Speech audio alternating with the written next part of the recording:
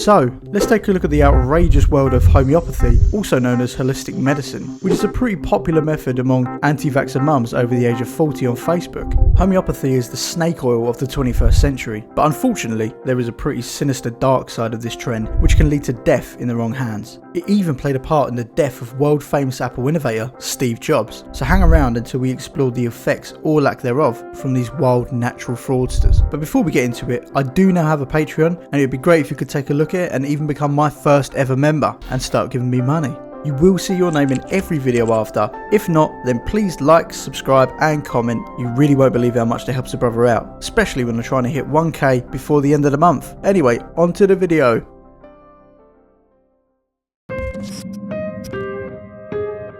Way back when, in the 19th century, a German man named Samuel Hahnemann became a qualified physician by gaining his Doctor of Medicine degree in the year 1779. This is in a time where all kinds of insane treatments were being used to cure the sick, like bloodletting and mineral poisoning, which didn't really give the desired effects, surprise surprise. So Samuel developed a new type of medicine in the wake of his disagreement with his peers and their brutal medicinal methods. He decided to quit traditional medicine and start to translate other provings or various medical, scientific and botanical treatises. The core idea between Samuel's idea is actually based around the effects of cinchona bark, which when consumed can actually give you some of the effects of malaria. And in the German proving, it was actually used to ward off malaria itself, but in the meantime it was also showing a stomach strengthening effect, according to the study. This was the basis of what's called the law of similars in today's homeopathy, which is known as the similar suffering by its translation from the Greek language. In the light of this new cool treatment, it rose to the top of popularity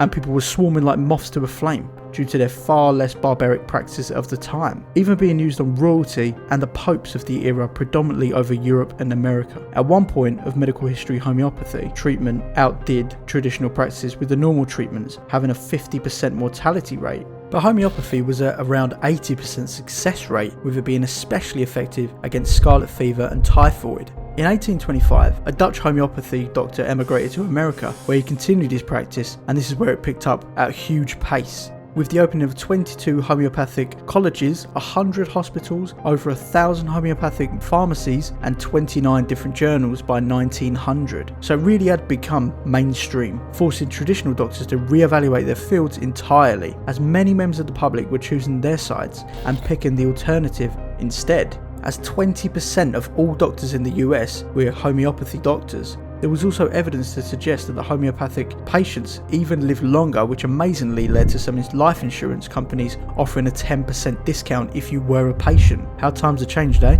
So how did the modern doctor respond? And by modern I mean the 20th century doctor. They decided to call out the institute and raise a campaign against homeopathy through the American Medical Association. This was all to discredit the alternative practices as, quote, quackery, unscientific and cultish due to the pure lack of actual scientific evidence. By 1920, homeopathy had seen a huge decline, which resulted in the very last homeopathic hospital closing by the end of the year, leaving behind only a whimper, which continued through the 40s and 50s but was considered fringe at that point. As mentioned before, homeopathy is based on the consensus of like with like, using an extremely diluted treatment of the remedy, with the essence of the idea that the original effect somehow stained the water and in turn activates the cure. Obviously this is completely flawed, as a fluid that has been diluted to these amounts almost negates any kind of effect. The dilution does vary from 1x to 30c, which is basically so diluted there is literally no trace of the substance even left behind. So what's the actual point, right? A lot of experts say that all you'll be experiencing is a placebo effect, meaning your mind is doing all of the work.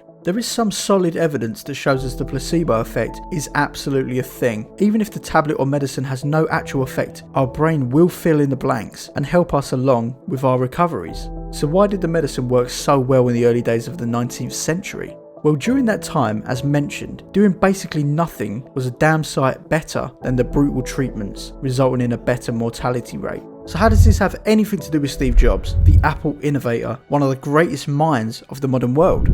As you may know, sadly, Steve Jobs died of cancer in 2011, but there is more to this story than just pure bad luck. His cancer was actually discovered back in 2003 while having a routine scan for kidney stones. They had seen a shadow on his pancreas, which was quickly investigated and deemed to be a neuroendocrine islet tumour, which was generally slow growing and easily curable. Once consulted about the surgery that was needed, Steve just flat out refused by saying he didn't want to be violated in that way by being opened up. His friends and family were dead against his decision. He then moved on to alternative medicine to be his saving grace, opting for acupuncture, homeopathy, juices, and just pure and utter hope with a sprinkle of ignorance. Jobs had always paved the way for his own rules in life, and especially in business, so the people that were close to him said that this was another part of his life that he decided he wanted to control by just ignoring the whole situation and putting up a distorted reality where he didn't recognise he had been given a shortened timeline, which was totally avoidable.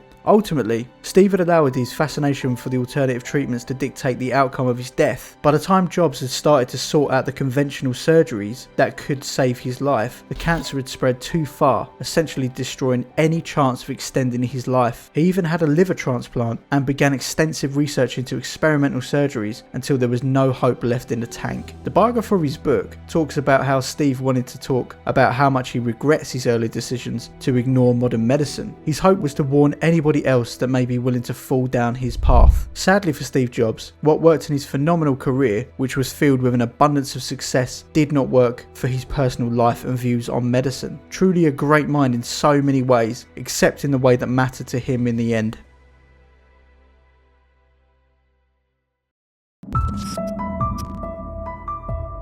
There have been so many victims of these fake, baseless medicinal practices through the years, it is literally impossible to count, but the trials of homeopathy paints an alarming picture in the growing need for any kind of evidence in this empty field of fake treatment. As reported by the BMJ, they found that since 2002, nearly 38% of registered homeopathy trials remain unpublished, while over half, 53% of published randomised controlled trials haven't even been registered. In all, nearly a third, 30%, of randomised controlled trials published during the past 5 years haven't been registered. Nevertheless, the findings suggest a concerning lack of scientific and ethical standards in the field of homeopathy and a high risk for reporting bias. The poor research practices they've found likely affects the validity of the body of evidence of the homeopathic literature and may substantially overestimate the true treatment effect of homeopathic remedies. Sadly, the rise of alternative medicine has infiltrated the current generations with the uptake in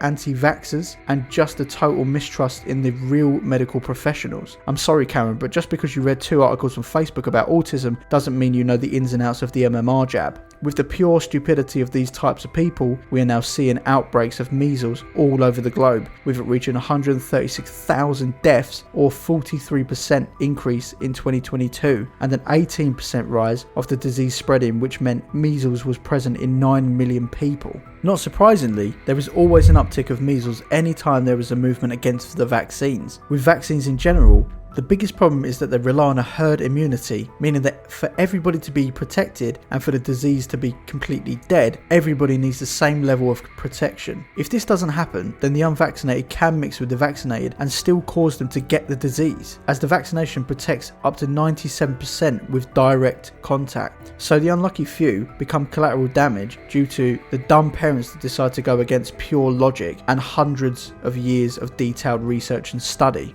So please, for f***'s sake, get your kids vaccinated so this bullshit can stop. The conclusion to this is that you can believe in whatever you want, but what matters is results, which is something homeopathy and alternative medicine lacks. There is such little evidence to support any type of alternative medicine. You put a huge amount of faith in completely baseless treatments because you follow what is usually a fraud on Facebook that spouts complete nonsense. It is called alternative medicine for a reason. It will never replace modern medicine, and the only place it deserves to be is in history books, next to Freddo's costing just 10p. Anyway, a little bit of a shorter one today, but I am trying to be more consistent and I'm trying to hit the 1k mark before the end of the month. So please smash that subscribe button harder than I do my controller when I lose at FIFA. Anyway, see you in the next one. Bye bye.